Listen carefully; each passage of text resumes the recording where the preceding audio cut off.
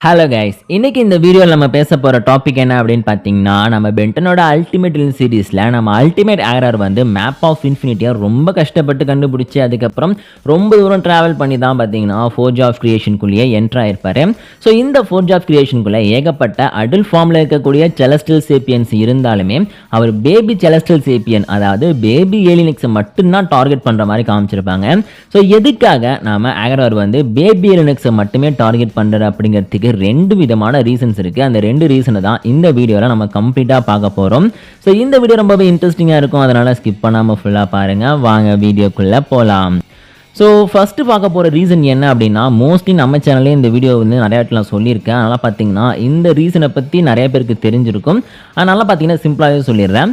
So பொதுவாக வந்து ஏலியனிக்ஸோட பாடிக்குள்ளே வந்து ரெண்டு பர்சனாலிட்டி இருக்குது, செரினா பெலிகஸ்ன்னு சொல்லிட்டு. இந்த ரெண்டு பர்சனாலிட்டியை யார் வந்து கண்ட்ரோல் பண்ணுறாங்களோ, அதாவது கன்வின்ஸ் பண்ணுறாங்களோ, அவங்களால மட்டும்தான் ஒட்டுமொத்த ஏலியனிக்ஸோட பவரையும் கரெக்டாக யூஸ் பண்ணிக்க முடியும். எக்ஸாம்பிளுக்கு நம்ம ஸ்டார் பியர்டை சொல்லலாம். ஸோ அதனால் பார்த்துட்டிங்கன்னா இந்த ரெண்டு கேரக்டரை கன்வின்ஸ் பண்ணுறது அப்படிங்கிறது பென்டன் சீரீஸில் ரொம்ப ரொம்ப கஷ்டமான விஷயம் அப்படின்றத நம்ம பென் டென்னிசன் கூட சொல்லியிருப்பாரு.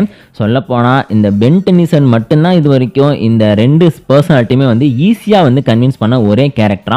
பிகாஸ் நம்மளுடைய அல்பிடோவாக இருக்கட்டும், இல்லைனா ஒரிஜினல் ஏலியனிக்ஸ்லேயே நிறைய பேராக இருக்கட்டும், அவங்களால ஈஸியாக கன்வின்ஸ் பண்ணவே முடியல. ஆனால் பென்டன் மட்டும்தான் பார்த்தீங்கன்னா இவங்க ரெண்டு பேரையும் ஈஸியாக கன்வின்ஸ் பண்ணி அடிக்கடி பார்த்தீங்கன்னா ஏலியனிக்ஸோட பவரை யூஸ் பண்ணியிருக்காரு. சொல்லலாம் பார்த்துட்டிங்கன்னா ஒருவேளை நம்மளுடைய அல்டிமேட் ஏரர் வந்து ஃபோர்ஜ் ஆஃப் கிரியேஷனுக்குள்ள என்ட்ரு ஆகி அங்கே இருக்கிற எல்லா ஏலியனிக்ஸோட பவரையும் அப்சர்வ் பண்ணணும்னு நினச்சா கூட பார்த்தீங்கன்னா அது முடியாது.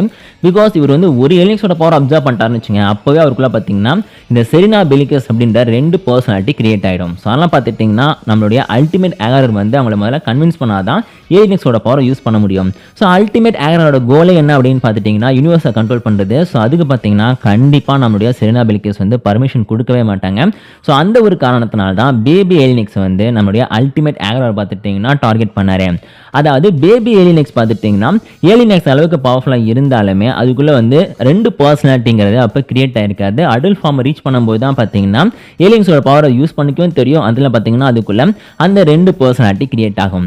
ஸோ அந்த ஒரு காரணத்தினால பார்த்துட்டிங்கன்னா இந்த பேபி ஏலியன்ஸோட பவரை அப்சர்வ் பண்ணுறது அப்படிங்கிறது நம்மளுடைய அல்டிமேட் ஏரருக்கு ரொம்பவே ஈஸியான விஷயம். ஸோ அதையும் தாண்டி இதோட பவர்ஸை வந்து எந்தவித பிரச்சனையுமே இல்லாமலும் யூஸ் பண்ணிக்கலாம். ஸோ இதுதான் பார்த்தீங்கன்னா நம்ம அல்டிமேட் ஏரரோட ஒரு அல்டிமேட்டான பிளானு. இதை மட்டும் ஒரு பர்ஃபெக்டாக எக்ஸிக்யூட் பண்ணியிருந்தாருன்னு வச்சுங்க, ஈஸியாகவே நம்ம பென்னையும் அதே நேரத்தில் ஒட்டுமொத்த யூனிவர்ஸில் இருக்கிற எல்லா பீயிங்ஸுமே கண்ட்ரோல் பண்ண ஆரம்பிச்சிருப்பாரு. சொல்ல போனால் நம்ம ஸ்டார் பியன் மாதிரியான கேரக்டர்ஸ் வந்தால் கூட அவங்கள சமாளிக்கிறதுக்கான பேக்கப் பிளானையுமே பார்த்தீங்கன்னா நம்ம அல்டிமேட் ஏரர்கிட்ட இருந்திருக்கு. ஸோ அந்த ஒரு ரீசனால் பார்த்துட்டிங்கன்னா இந்த ஒரு பவரை மட்டும் நம்ம அல்டிமேட் ஏரர் ரீச் பண்ணியிருந்தா கண்டிப்பாக அவர் தான் ரொம்ப ரொம்ப மாசான வில்லனாக இருந்திருப்பாரு. இதுதான் பார்த்தீங்கன்னா நம்ம பேபி ஏலியனிக்ஸை நம்ம அல்டிமேட் ஏரரை டார்கெட் பண்ணுறதுக்கான ஃபர்ஸ்ட் ரீசனு. ஸோ ரெண்டாவது ரீசன் என்ன அப்படின்னு பார்த்தீங்கன்னா இதுவும் கிட்டத்தட்ட ஃபர்ஸ்ட் ரீசன் மாதிரி தான் இருக்கும், ஆனால் கொஞ்சம் டிஃப்ரெண்ட்டாக இருக்கும். அதாவது நம்மளுடைய பேபி ஏலியனிக்ஸ் இருக்கார் பார்த்தீங்களா. ஸோ இந்த கேரக்டர் வந்து இப்போ தான் உருவாயிருக்க ஒரு பேபி. இவருக்குள்ள பார்த்தீங்கன்னா ஒட்டுமொத்த யூனிவர்ஸோட பவரும் இருக்குது அப்படின்னு சொல்கிறாங்க.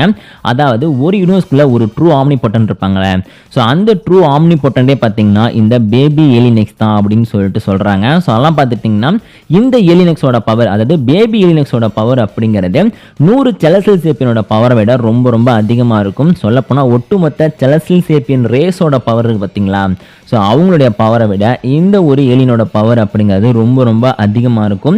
இவர் தான் ஒரு கம்ப்ளீட்டான சுப்ரீம் காடாக இருப்பார். ஸோ அந்த ஒரு காரணத்தினால இந்த பேபி ஏலியனிக்ஸோட பவரை அப்சர்வ் பண்ணால் போதும் நம்மளுடைய அல்டிமேட் ஏரரும் ரொம்ப ரொம்ப பவர்ஃபுல்லான ஒரு சுப்ரீம் பீயிங்காக மாறிடுவார். ஸோ இதுதான் பார்த்தீங்கன்னா நம்ம அல்டிமேட் ஏரர் வந்து இந்த பேபி ஏலியனிக்ஸே டார்கெட் பண்ணி அதோட பவர் தான் எனக்கு வேணும் அப்படின்னு சொல்கிறதுக்கான ரெண்டாவது ரீசனு.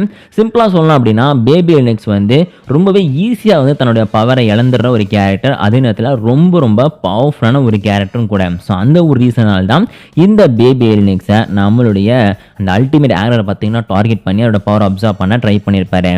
ஸோ இதாங்க நம்ம அல்டிமேட் ஏரர் எதுக்காக வந்து பேபி ஏலியனிக்ஸே துரத்தி வந்து பவர் அப்சர்வ் பண்ண ட்ரை பண்ணாரு அப்படிங்கிறதுக்கான ரெண்டு ரீசன். இந்த வீடியோ உங்களுக்கு பிடிச்சி மறக்காம லைக் கொடுத்துருங்க. இதே மாதிரி இன்ட்ரெஸ்டிங்கான பென்டன் பற்றின கண்டென்ட்ஸ்லாம் பார்க்கறதுக்கு நம்ம சேனலை மறக்காமல் சப்ஸ்கிரைப் பண்ணிக்கோங்க.